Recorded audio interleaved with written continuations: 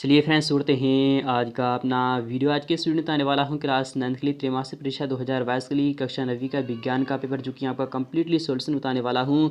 इसलिए अंत तक वीडियो को जरूर देखना। यदि आप क्लास 9 के छात्र हो और दे रहे हो त्रैमासिक एग्जाम 2022 में एमपी बोर्ड में दे रहे हो, तो इसी महीने में होने वाला है आपका त्रैमासिक एग्जाम। तो एक बार वीडियो को जरूर देख के जाना। सिर्फ और सिर्फ एक बार, मात्र 10 मिनट का वीडियो है। आपका पेपर काफ़ी कुछ हल होने वाला है। तो समय आप सभी जानते हैं कि 2.5 घंटे का आपको टाइम मिलता है। और आपके सामने यहाँ पर जो विज्ञान का मैं आपको सॉल्यूशन कराने वाला हूँ कक्षा 9वीं का होगा।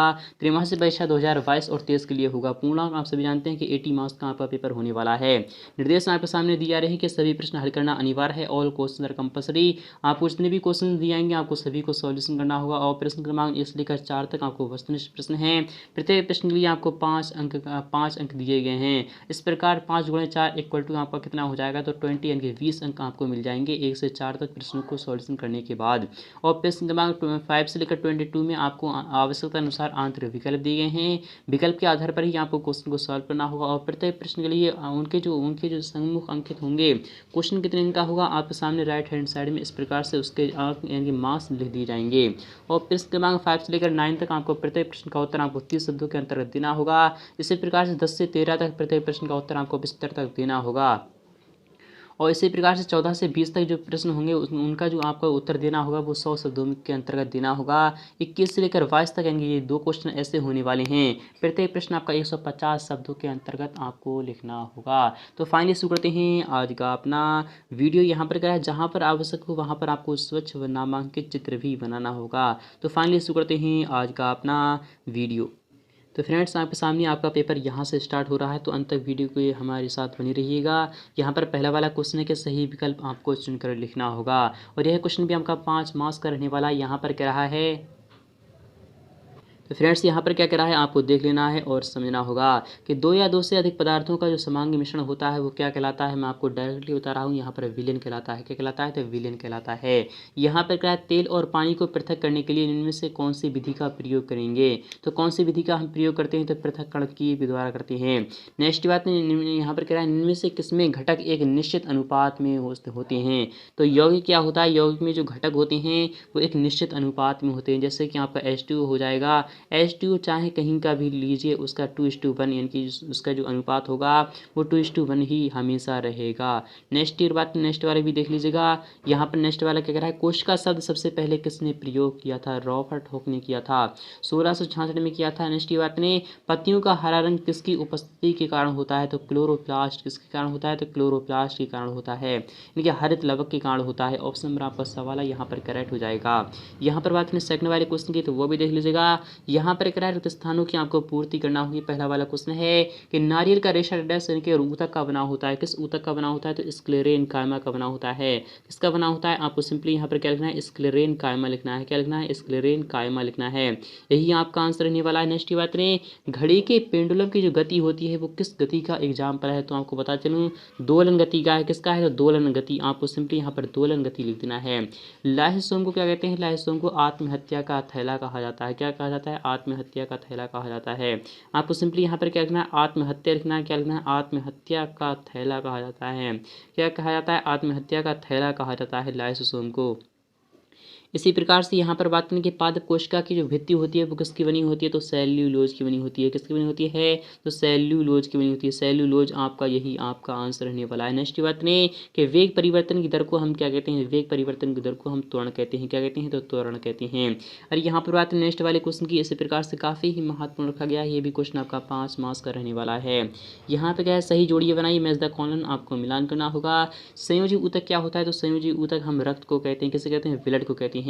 तंत्रिका ऊतक क्या होता है, तंत्रिका ऊतक आपको बताना होगा। तंत्रिका ऊतक की जो इकाई होती है वो एक न्यूरॉन होती है। क्या होती है, न्यूरॉन होती है।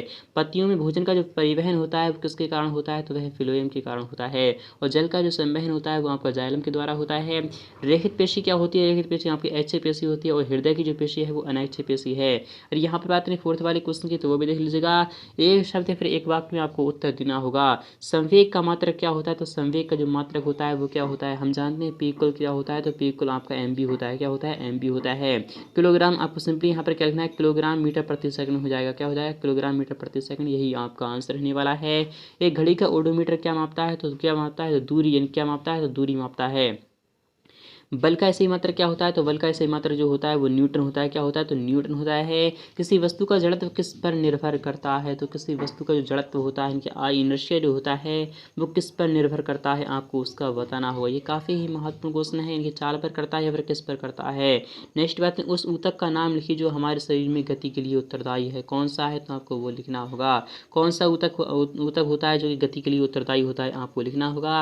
नेक्स्ट बात में यहाँ पर कह रहा है पदार्थ से आप क्या समझते हैं? तो पदार्थ क्या समझते हैं? हर वह वस्तु जो कि हमें दिखाई देती है पदार्थ कहलाती है। काफ़ी आसान लैंग्वेज में मैंने आपको बताया है कि हर वह वस्तु जो हम अपनी आँखों से देख सकते हैं या फिर जो होती है, जो हमें दिखाई देती है, पदार्थ कहलाती है।